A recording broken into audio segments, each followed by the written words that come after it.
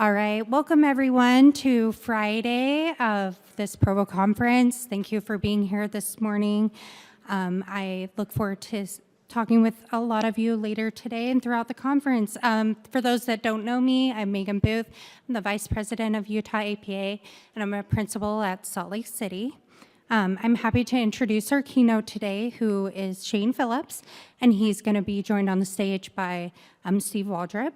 And I think that it's going to be a great keynote. I'll just go ahead and give a brief introduction. Shane Phillips is the Housing Initiative Project Manager at UCLA Lewis Center for Regional Policy Studies.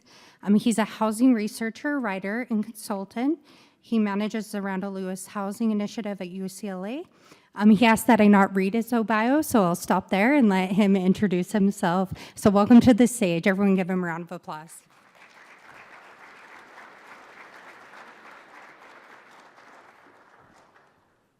It is really hard to listen to people introduce you for too long. It gets increasingly uncomfortable, so I appreciate a brief introduction.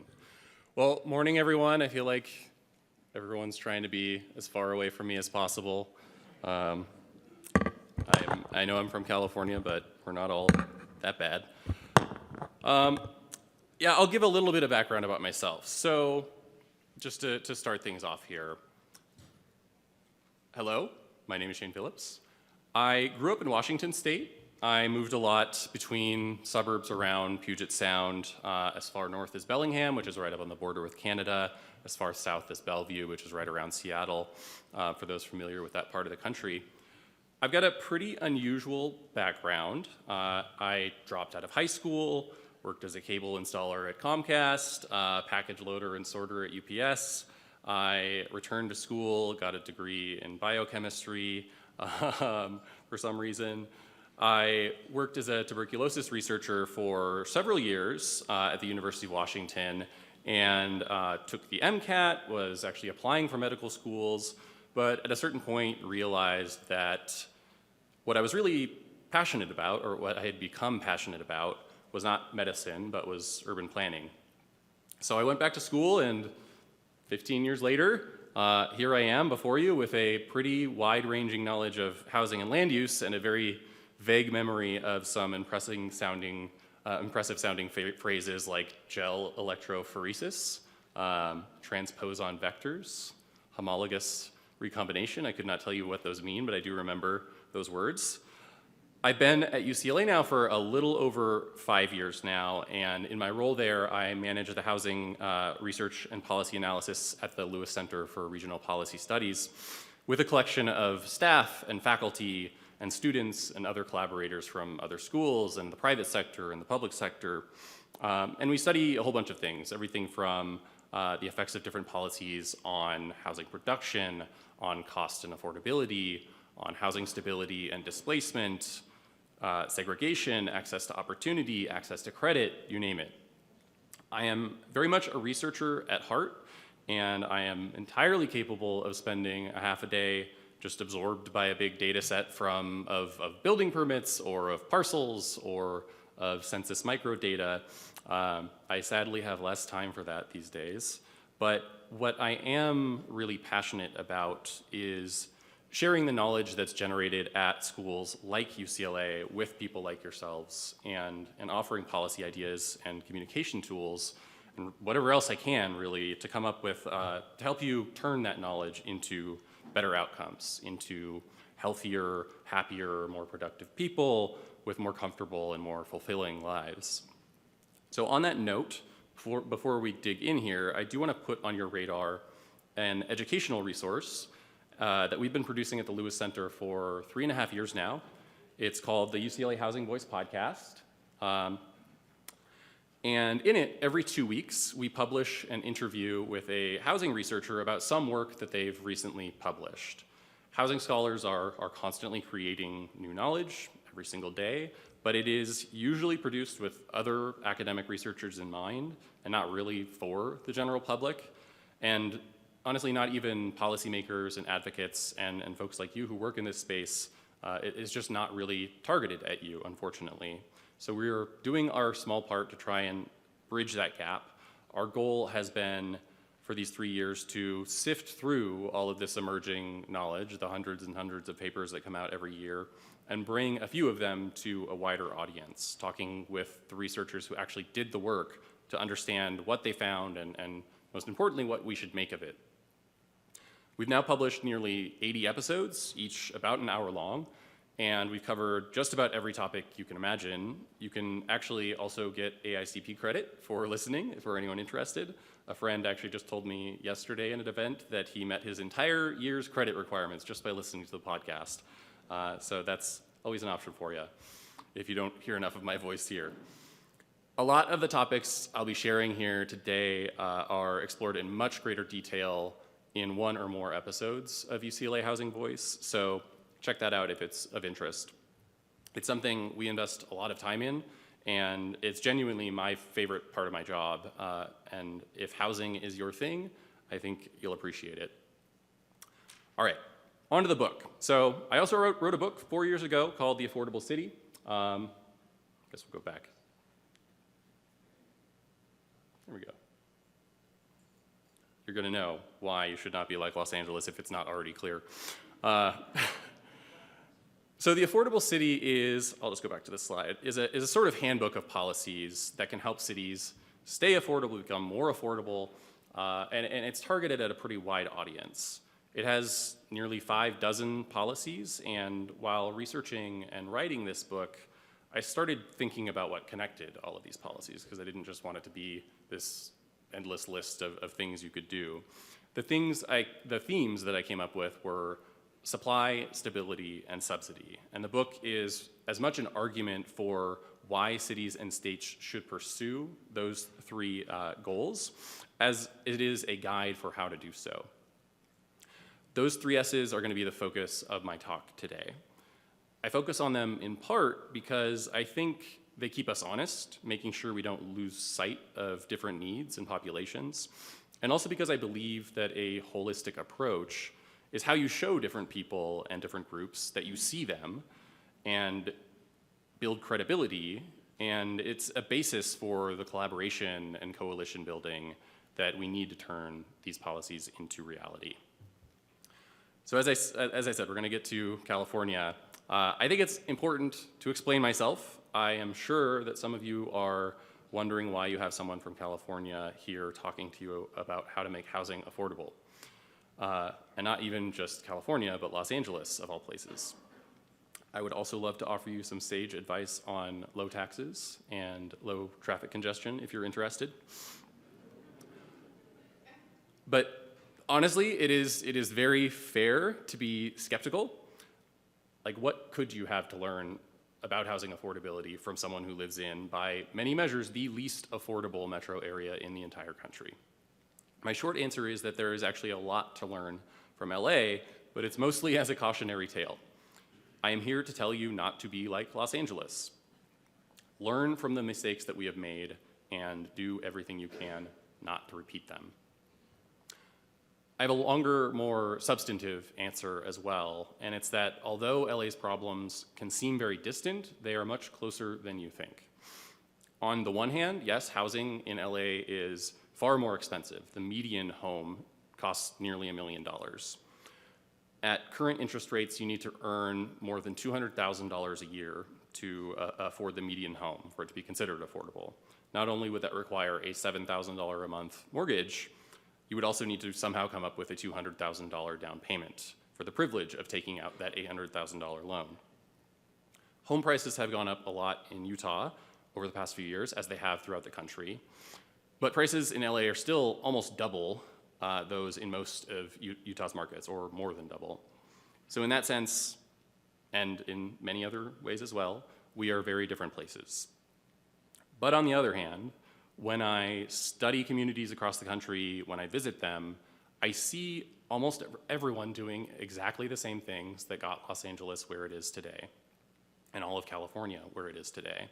I see plans and zoning codes that were written in the 50s, 60s, and 70s and have barely been updated in the ensuing 50 or 60 years, or to adapt to the ways that society and technology has progressed.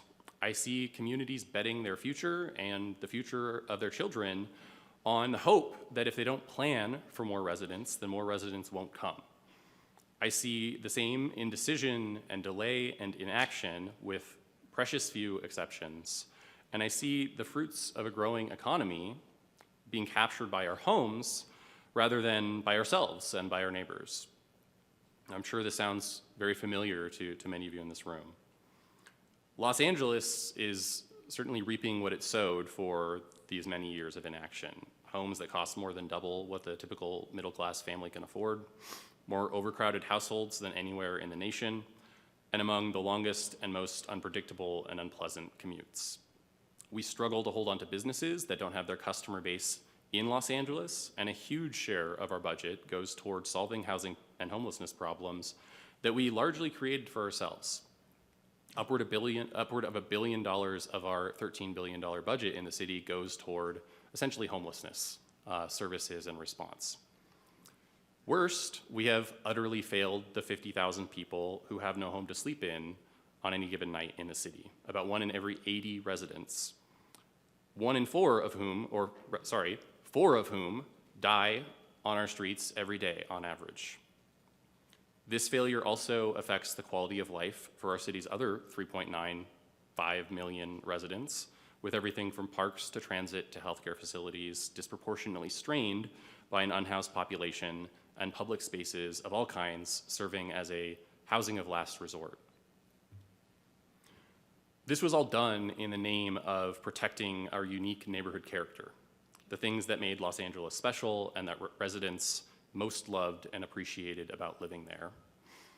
The ironic and very sad truth is that we could not have destroyed those things more effectively if we had tried. Have you ever seen a toddler hug a cat or a dog? The pure, innocent love being expressed by the child and the look of desperate fear on the animal's face? Loving something does not mean holding it so tightly that it can't breathe. We have to allow the things we love to exist separately from us. Most of us learn that when it comes to people, eventually. Most of us learn that when it comes to pets. But it's a lesson that many of us still have not learned when it comes to cities and neighborhoods. In LA, as in many places, we made the mistake of believing we could build a great place and then freeze it in time, and that no one else would ever want to be a part of that wonderful place that we had built. We believed, as many people still seem to, that the built environment was more essential to the character of our neighborhoods than the neighbors themselves.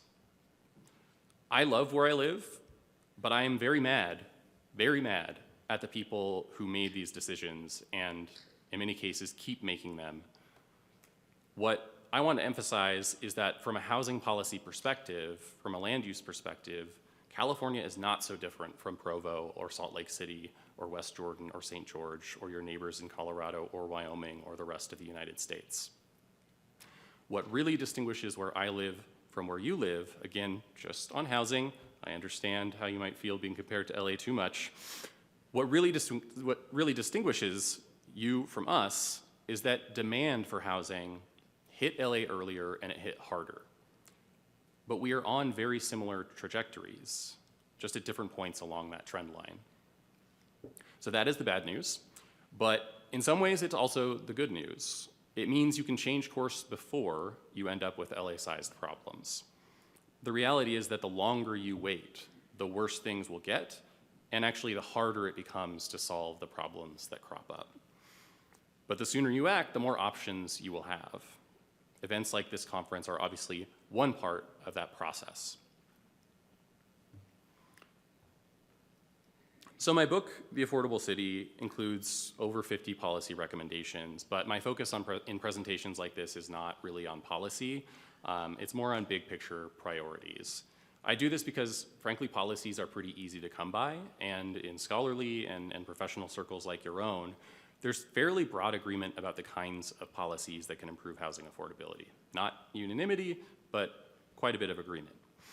The challenge to me, is not coming up with a list of effective policies. It is implementing them in a world where every change comes with trade-offs, with winners and losers, with unintended consequences to accompany the intended ones, and where changing course is always harder than maintaining the status quo, even when we know that the status quo is taking us down the wrong track. The challenge is convincing people that they will be better off in some alternate future where we've chosen a different path. My framework for thinking about balancing these trade-offs and for meeting these wide ranges of needs is what I call the 3 S's: supply, stability, and subsidy. And so first I'm going to talk about supply here. Supply is really about making sure we have enough housing to meet current and future needs, not just to accommodate population growth, but also to improve the housing stock, to respond to demographic shifts like an aging population and shrinking household sizes. It's about managing long-term economic shifts and technological shifts that lead to rising incomes, increasing remote and hybrid work. It's about meeting other goals like preserving open space and agricultural land, increasing access to opportunity, attracting and retaining jobs and businesses. The future is going to look different from the past, as it always has, and supply is ultimately a big part of how you deliver on that transition. It is not a coincidence that supply is the first of the 3 S's in my book. I start here because the mismatch between housing supply and housing demand is the root cause of high and rising prices in most US cities, and most cities, period. There is no place in America where housing is both scarce and affordable. The two things cannot coexist. Housing abundance is not always sufficient for housing affordability, but it is a necessary ingredient, and too many cities lack it. Fundamentally, prioritizing housing supply is about acknowledging that we live in a world of physical and economic constraints. There's the physical constraint that a growing, aging, and increasingly wealthy population requires a growing and improving stock of homes. We just need the space. The United States does have a serious inequality problem compared to many other developed countries, and that inequality extends to housing, but you cannot redistribute your way out of a shortage. If you want to reduce scarcity, you have to actually build things. There's also the economic reality that when housing is scarce, homeowners and landlords gain market power, and while that is certainly nice for them, that power comes at the expense of home buyers and renters, and ultimately out of the pockets of future generations. We have decades of evidence showing that when cities build more housing, they are better able to keep rents and prices in check. And that's true whether the homes are market rate or subsidized. They'll both help, and both have both benefits and shortcomings. And it's also true for neighborhoods as it is for cities and metro areas. The immediate goal of supply policies is housing abundance, as I said, and abundance is not just about the number of homes, but how suitable they are to a community's various and changing needs, from single adults to large families, and from birth to early career to retirement. I doubt it's necessary for me to say this, but just so there's no mystery what I mean by supply policies, this is things like zoning and building codes, review and approval processes, development standards like parking and setbacks. All of these determine what can be built, how costly and risky it is to build, and thus who can afford it and who can't. These are all subjects that I think most of the people in this room deal with on a daily basis, so nothing new here. I do want to be clear, though, that supply policies can also be focused on helping restore or preserve the housing that we already have. Things like protecting against an oversaturation of short-term rentals, for example. The market plays an important, critical role in delivering on supply, but every market lives or dies by the quality of its regulation. So next up is stability. Stability is largely about making sure as much as possible that when change comes to a community, it doesn't come at the expense of those with the least to lose. A rising tide does not, in fact, always lift all boats. Evidence for that can be found in the fact that the highest rates of homelessness are consistently found in our nation's wealthiest cities, not its poorest. Stability is not about freezing our cities in amber, or our neighborhoods in amber, or absolving people of personal responsibility. It is about providing some measure of security and predictability for everyone who does their part and follows the rules. But to put this more philosophically, if supply is about acknowledging physical and economic constraints, then stability for me is about acknowledging the moral obligations that we have to our fellow citizens and neighbors. Stabilizing policies can include things like eviction protections, rent stabilization, non-discrimination rules. Skeptics are quick to point out, always, that these policies have hidden costs, sometimes not so hidden, and they are right. I could point to plenty of cities that have implemented rent control policies to disastrous effect, for example. But I could just as easily point to cities that have misused supply and subsidy policies, so really the details always matter.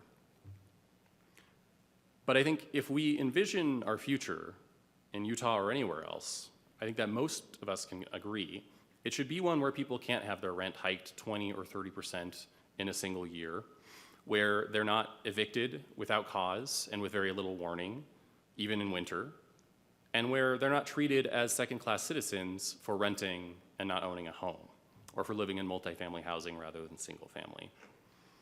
In the past, I think the attitude toward housing stability was that if you wanted security and predictability, buy a home. That has always been a very flawed idea. For one thing, access to home ownership has never been equal in America, and we are still living in the world shaped by policies like urban renewal and redlining. But as far as arguments go, just buy a home was at least a lot more defensible 30 or 50 years ago, when homes cost 1 or 2 times the typical salary of a single breadwinner than now. Now there are very few places in the country where you can buy a home for less than 4 or 5 times the median income for a 2-earner household, and in many cases the ratio is 6, 7, 8 to 1 or more. In Salt Lake City, it was 7.5 to 1 in 2022, and here in Provo it's a little over 8. In LA, which is I think the highest place in the country, it's 12 to 1, $80,000 median income, $1 million median home value. As many examples as there are of destructive and counterproductive stabilizing policies, there are many more examples of them working just fine. They don't need to be so strong and punitive that landlords lose all rights and privileges in favor of tenants, or so thoroughly erode the profitability, or frankly erode profitability at all, of building and operating housing so that supply dries up. All we need, and what we really lack in most of the country, is a better balance. And the right balance will be different in California than in Utah, and it will be different in different jurisdictions in Utah from one another. The final S, subsidies. In many parts of the economy, well-designed markets can serve most people more efficiently and effectively than government. And I believe very strongly that applies to housing as well. Markets have incredible power. Most of our homes were not subsidized. They were built by a developer who profited, and we are perfectly happy with the homes we're living in. But no matter how well designed the market, no matter how much housing it produces, some people will still be unable to afford housing at some point in their lives, whether that's for a few days or for many years. And when all their other options have failed them, they will become homeless. By the same token, even though stability policies are important and valuable, they're really about protecting people from worsening circumstances, like rising rents or eviction. They do not have much power to proactively improve people's lives. Supply and stability policies leave gaps, and subsidies are one important tool for filling them. Whether it's supporting construction of housing affordable to middle and lower income families, funding long-term rent assistance programs like housing vouchers, providing shorter-term assistance like transitional housing, or operating homelessness shelters, just for some examples. The reality is that as a nation, we already spend a boatload on housing subsidies. That's a technical word for you folks. You're right next to a big lake. I assume you know how much a boatload is. The problem is that almost all that money just goes to homeowners, and actually, so maybe 80% or so of the subsidies we give out, and most of that 80% goes to the wealthiest homeowners, the ones with incomes over $150,000 to $200,000 a year or so, in the form of tax exemptions on mortgage interest, on property tax, on capital gains, on imputed rent, all of these things limited to homeowners alone. I'm not going to get further into the weeds on that in this presentation, but I do just want to make that point. If you're skeptical of subsidies, then I hope that skepticism will at least apply to the subsidies going to upper income people and homeowners as well. Without spending some level of public resources on housing, and specifically housing assistance to people who don't make $200,000 per year and don't already own their homes, many people are going to be left behind as our economies and communities change, as we've already seen.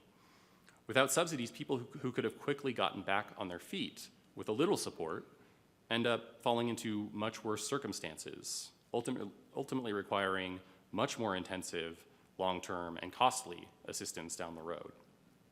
We've seen this with homelessness, for sure, that we can reduce long-term costs to the public by providing assistance early, and it is often more costly to leave a person living on the street, using emergency health services, interacting more often with law enforcement, than to simply provide them a relatively small amount of financial assistance to help them get back into a home. To take a step back here, there is a very simple message underlying the 3 S's, and it's that different people in different communities have different needs, and the same person or community, their needs change over time as well. That being the case, it is impossible to meet all of these various needs with just one tool, or just by prioritizing supply or stability or subsidy. A new market rate apartment building will help rents from rising as quickly across the housing market, and I will talk about that later, but it doesn't do anything for someone who is facing an imminent eviction, for example. Supportive housing is a critical part of the solution to homelessness, but it doesn't do anything to keep homeownership within reach of a middle-class family. And that's perfectly okay. That's not the purpose of these types of efforts and policies. No policy can do it all, and we shouldn't expect it to, but each of the 3 S's has the power to shore up the weaknesses and cover the blind spots of the others. To me, the changes in the housing market that we saw following the outbreak of COVID-19 are the best possible example of why supply is not a complete substitute for stability or subsidy. It showed us how fast demand for housing can rise or can shift from one place to another or from one housing typology to another. Many people were suddenly able to work from home, and demand for suburban locations and more spacious homes went through the roof, at least for a time. Rents in many places went up 20 or 30% in 1 year.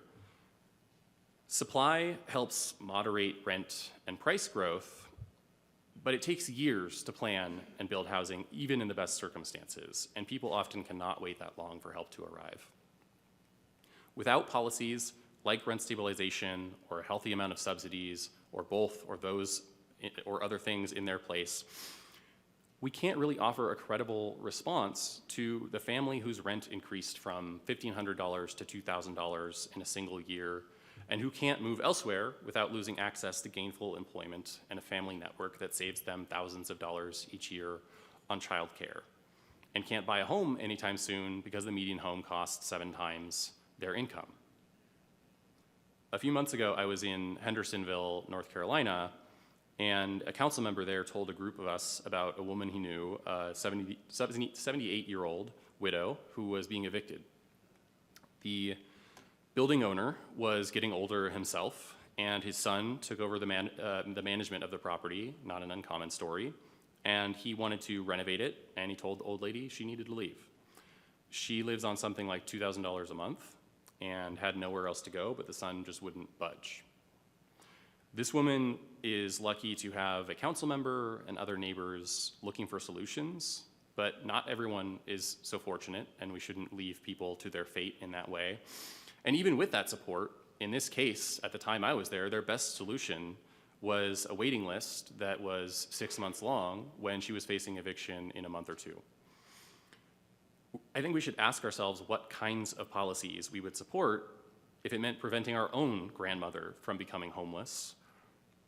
If there's a big gap between that, what we actually support right now, and that, as I think there is for many of us, as there has been for me at different times, there probably still is in some ways, we should ask why we can't extend that same empathy and accommodation to other people. But for all that stabilizing policies can give people breathing room and help them navigate crises, they mostly do not address the underlying causes of housing unaffordability and instability.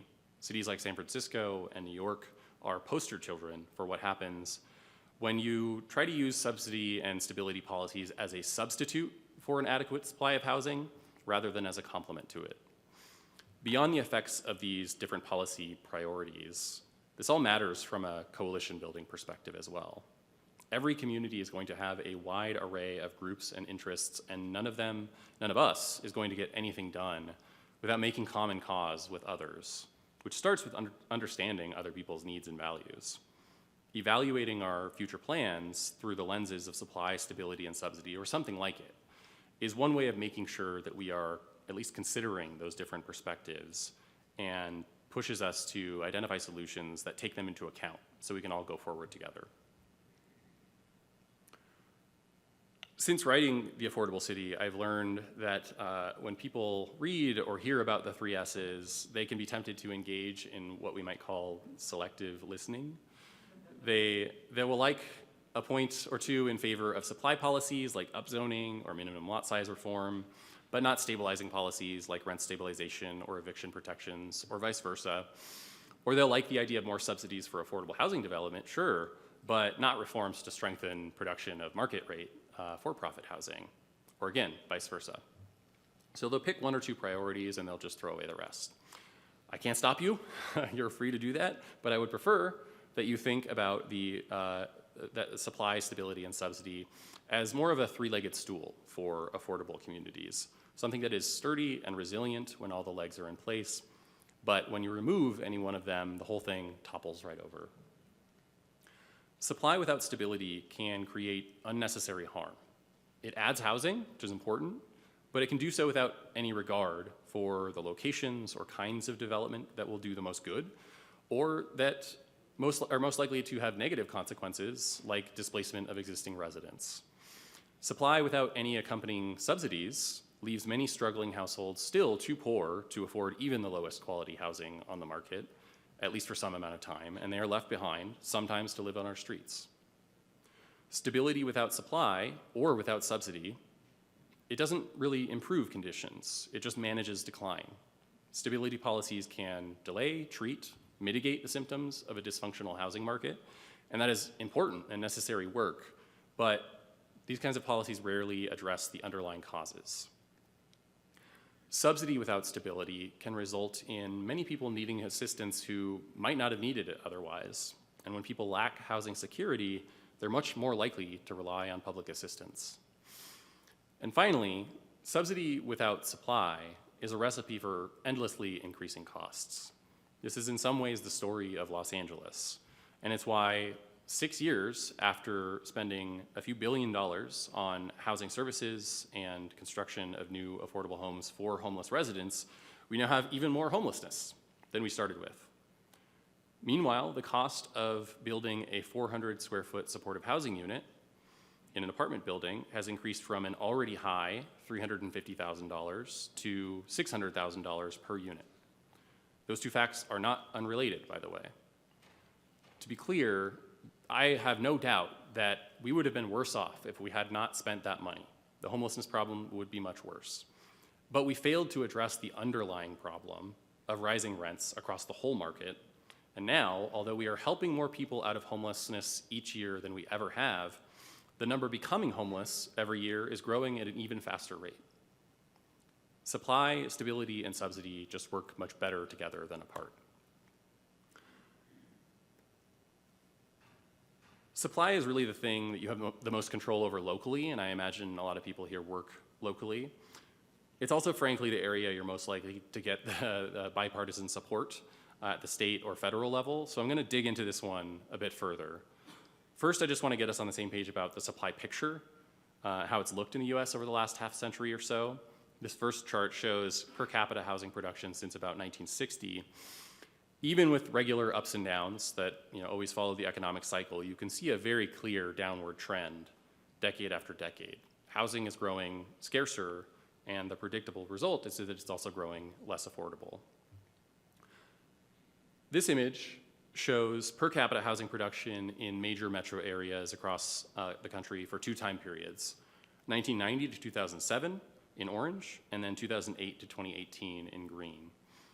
What it shows is really striking to me. Every one of the metro areas built less housing in the decade following the global financial crisis than in the 18 years that preceded it, per year and per capita. Cities with some of the highest demand, like LA and New York City, built barely any housing during either period, which is why so many Californians are moving to Nevada and Texas and Montana and Arizona and North Carolina, and I would bet quite a few are coming here too. And I apologize.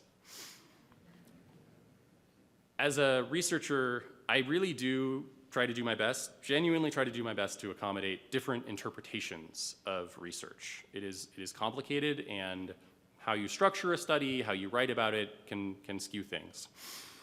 But within the world of housing research, there is almost nothing I can say with more confidence than that if you have 2 cities with similar demand, and the one that builds more will end up more affordable over the medium and long term. There is a very common belief that building homes attracts rich people, and that those rich people moving in is what drives up the price of nearby housing. I hear that very often, I'm sure you do as well, and I absolutely understand why people jump to that conclusion. But the fact that it is understandable does not mean it's right, and there is a lot of evidence that it's not. The reality is, all over the country, that most of the people who move into new housing are from the same metro area where that housing was built. I grew up in Washington State, as I said, and if you've moved from one part of the country to another, you may understand this a little more intuitively. If you go to a website like Zillow or apartments.com, you can look for homes in specific cities or counties, and you can filter your search by all kinds of housing characteristics, single family, multifamily, square footage, bedrooms, year the building was built, etc. Now, there are 340 million people in this country. That makes for a whole lot of diversity, a whole wide world of preferences from boring to bizarre. But if there is one person among these 340 million people who has gone on one of these sites searching only for new multifamily housing without any geographic preference, I would be shocked if that were true. Like, I don't care whether it's in St. Louis or Provo or Buffalo or Portland, and if it's Portland, I don't care if it's Portland, Oregon, or Portland, Maine, or Portland, Tennessee. There's like 30 Portlands. Just as long as it's got at least 10 units and was built in the last 3 years. That's what I'm looking for. For fun, I could see someone doing that. As a serious approach to deciding where to live, that would be insane. It would be insane. No one does that. No one would ever do that. But in a very real way, that is essentially what we're saying when we say that building new housing attracts rich people.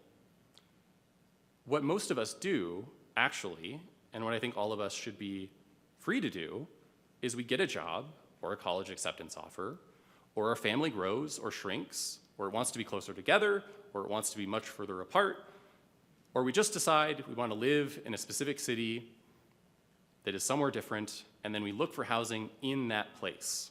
Most of us do not limit our search to newly built housing. Many of us don't even prefer it. And even those who do will usually settle for older housing if new homes are not available. The thing about new housing is that it's usually pretty expensive. So if none of it's available for these rich people to move into, they can always just find something older. That's why refusing to build new homes just exacerbates this problem. It does not change the fact that people want to live in your city. The demand is there. What it does, instead, is force those people to compete for the older homes when they arrive, driving up its price and squeezing out the lower and middle income households who really depend on that housing. When we build housing, it has the effect of pulling people out of older, more affordable units into newer and better stock. I think I'm off by a slide here, I apologize. It creates vacancies in those older units that create slack in the market and help stabilize rents and prices. When we don't build, that upward pull turns into a downward push. As demand grows in that situation, people with the most resources crowd out those with fewer, pushing them into lower quality housing and neighborhoods. Upper income households end up pushing middle income households into lower income neighborhoods, and the people already in those lower income neighborhoods are pushed into overcrowded conditions or to other cities and towns or out of state or onto the street. And to be clear, this is not just me theorizing here. This is not just a guess or an intuition. We see this empirically in both the US and abroad in something called migration chains or moving chains. This is actually very recent research. As I said, when new buildings open up, data shows that the majority of people moving in come from the same metro area, and that means they're leaving behind a home somewhere nearby. And that home is almost always more affordable than the one that they've just moved into. The same applies to whoever moves into that newly vacated unit. They are usually leaving behind something more affordable too. Most moves throughout people's lives are upward into something bigger or better. To put some illustrative numbers to this, imagine a new market rate apartment building opens up and the units rent for $2,000 a month. That's expensive. I don't know if it's very expensive here or just kind of expensive. It would be very cheap in LA, sadly. But let's say household A recently got a promotion and they can afford it. So they move in and they leave behind an apartment that just didn't really meet their needs anymore, which rents for $1,600 a month. After the landlord touches up the vacated unit, puts it back on the market, household B moves in, maybe at $1,600, maybe at $1,700, and they leave behind a unit that was renting for $1,300 per month.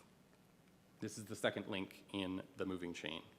Jump ahead to the fifth move, and research shows that about half of the people moving into the units that have become vacant in that link in the chain are earn below their city's median income, and almost a third have incomes in the bottom fifth, the poorest 20% of households.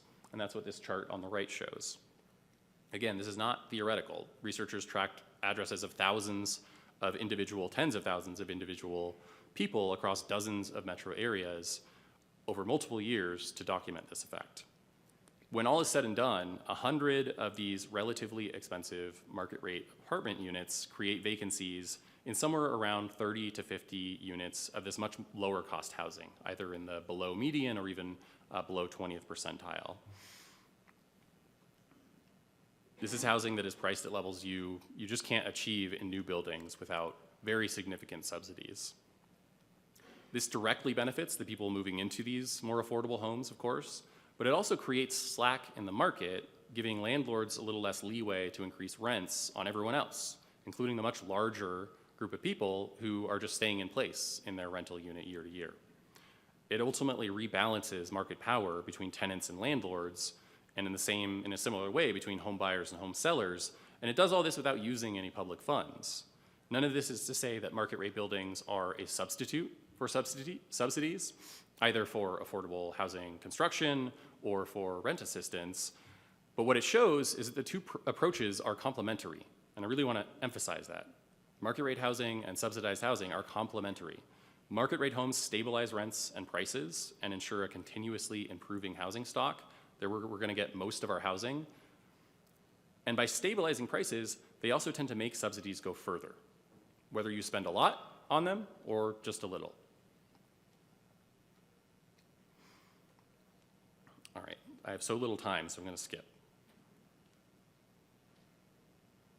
How much should I skip? Let's see. I'll talk about a few things I'm kind of excited about. Well,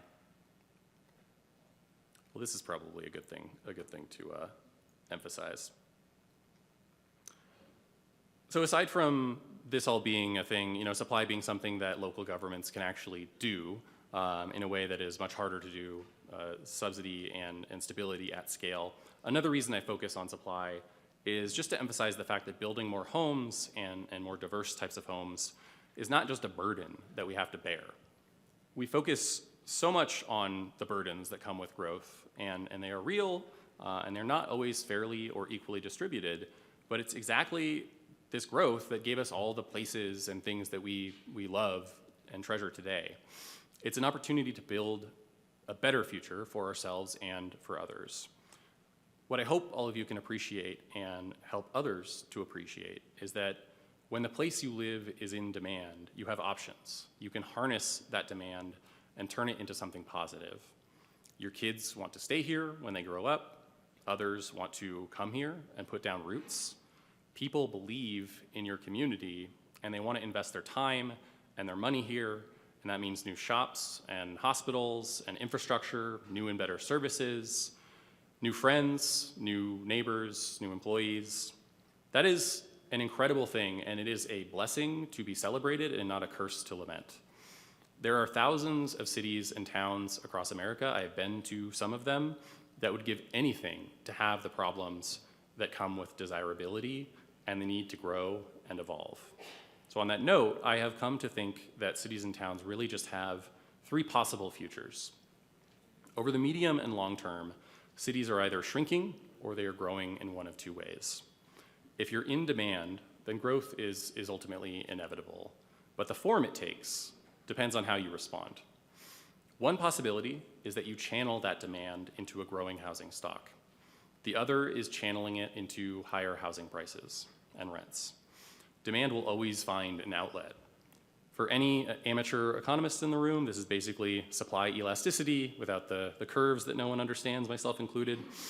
But the basic idea is you can build and thereby keep housing abundant and affordable, or you can not build and instead force people into this cruel game of musical chairs, as it's been described, where those with the fewest resources are left with nowhere to sit, and more to the point, nowhere to sleep when the music stops.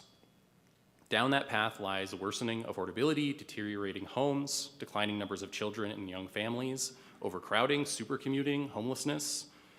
Down that path lies Los Angeles. The third option is reserved for places where people don't really want to be or stay. They're places that are stagnating or in decline. I don't think anyone here wants to lower prices by wrecking Utah's economy, and I don't think you want to follow my city down path number two. I think it has to, or path number one, I think it has to be that first option.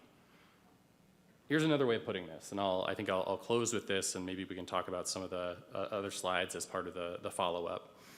You can have a community that is appealing, affordable, and unchanging, but you can only pick two. If it's appealing and unchanging, it is not going to be affordable. This describes places that draw a lot of people but build very little housing. Places like Los Angeles and New York on the larger end, places like Berkeley and Boulder on the smaller end. If your city or town is unchanging and affordable, that's a pretty sure sign it is lacking in appeal. This is the story of many Rust Belt cities that have deindustrialized. And if it's appealing and affordable, then change is coming. People are coming, whether you plan for them or not, and that is absolutely their right. You can focus on the negatives and let that paralyze and overwhelm you, or you can do the work and turn that to your benefit. So I want to give us time for questions. I will just say, as we close up here, if I can get to my final slide.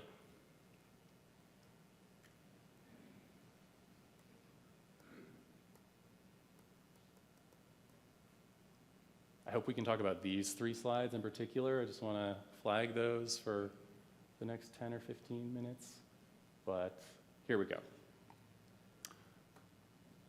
I just want to reiterate this last point. Our cities and towns are not so fragile that they will be ruined by more people.